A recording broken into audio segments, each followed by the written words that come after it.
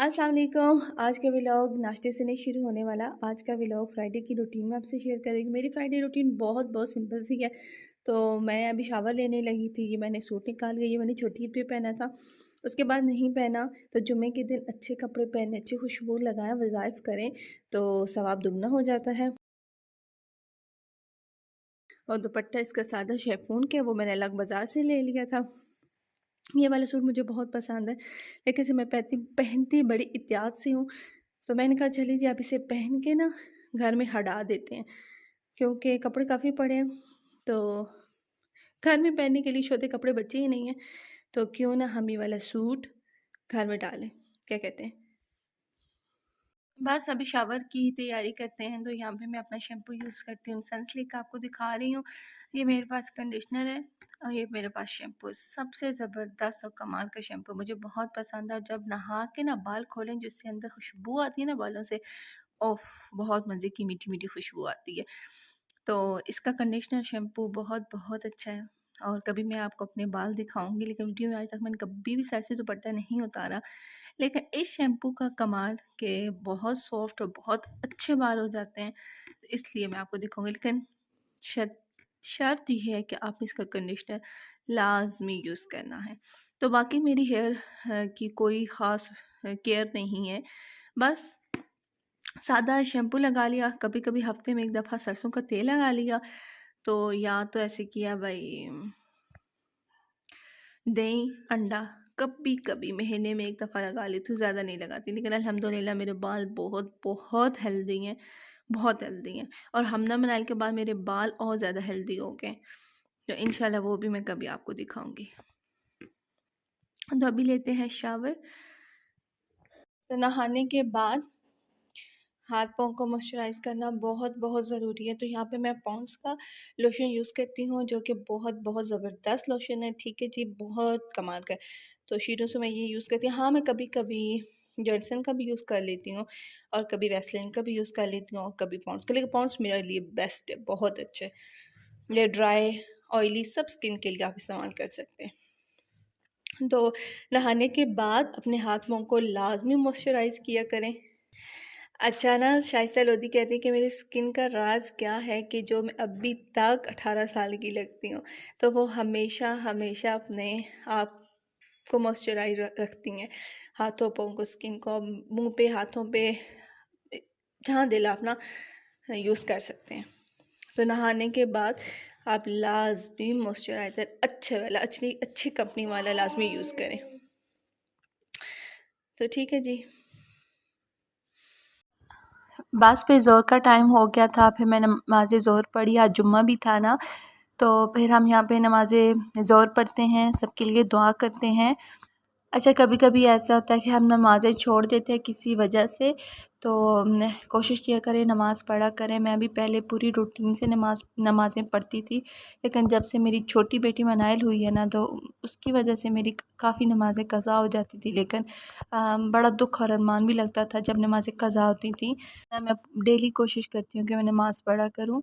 यहाँ पे मैं नमाज के बाद तस्बीह पढ़ी थी, दुरूद पाक पढ़ी थी।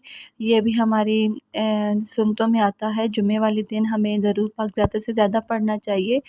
अच्छा, मेरी बाजी कहती थी ना, हमारी जो टीचर थी कुरान पाक की, वो हमें कहती थी कि जुमरात की मगरिब के बाद फ़रिश्ते आते हैं और जुमे की मगरिब तक, ठीक है, जितना हमने दरूद पाक पढ़ा होता है ना, वो हमारा लिख के ऊपर ले जाते हैं और हमारे रसूल पाक सल्लल्लाहु अलैहि वसल्लम के सामने हमारा नजराना पेश करते हैं, जितना हमने दरूद पाक पढ़ा होता है।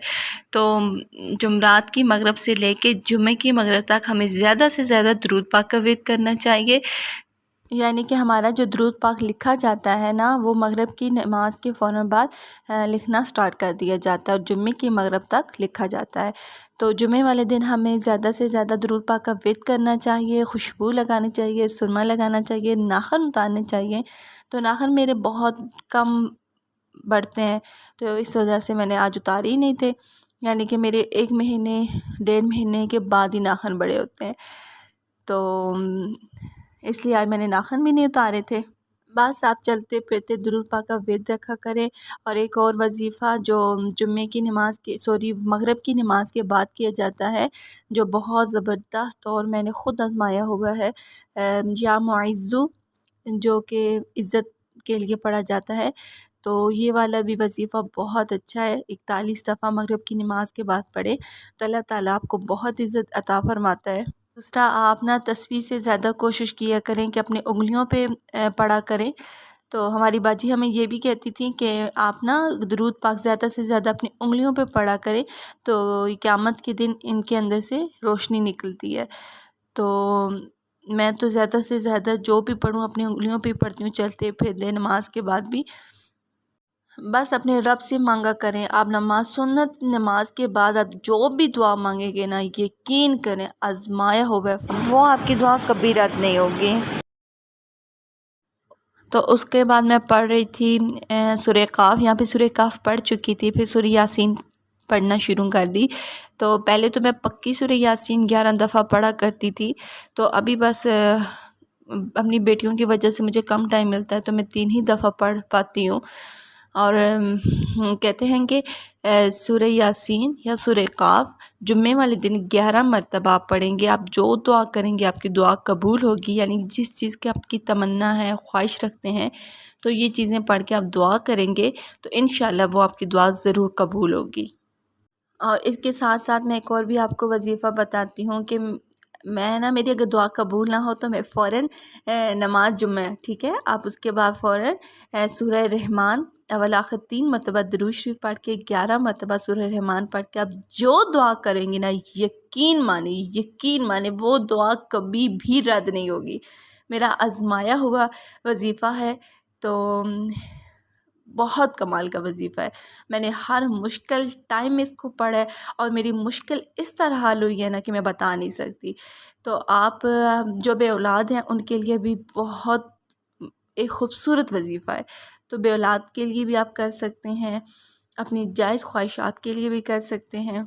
जिसकी आपकी दिल की तमन्ना है ना, तो आप उस दिल की जायज़ तमन्ना को दिल में रख के आप ये वजीफ़ा करेंगे तो इंशाल्लाह वो आपकी दुआ ज़रूर कबूल होगी।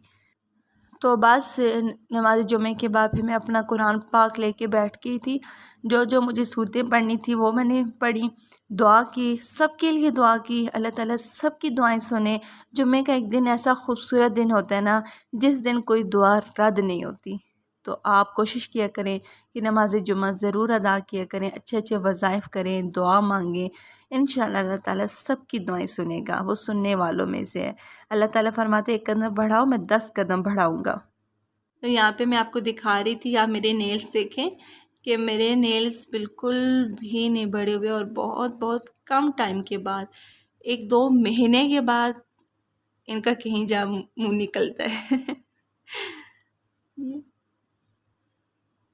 और ये आ गए थे अम्मी के घर से चनों वाले चावल। उनको मैं कहती हूँ कि मुझसे चने वाले चावल नहीं बनते, कौन चने बॉईल करे चावल बनाए। जब भी आप बनाए ना तो मुझे एक प्लेट भेज दिया करें। तो वो जब भी बनाते हैं तो भेज देते हैं। और ये थी मेरी आज फ्राइडे की रूटीन, बिल्कुल सिंपल सी सादी सी। उम्मीद करती हूँ आपको बहुत पसंद आई होगी। तो मैं बहुत शॉर्ट सी वीडियो बनाती हूँ, तो प्लीज़ आप पूरी वीडियो देख लिया करें, शेयर किया करें, सब्सक्राइब करें, लाइक करें, ताकि मेरा दिल बागो बाग हो जाए। तो यहाँ पे मैं भी चावल अपने खुद और बच्चों को खिलाऊंगी अचार के साथ। कैसा?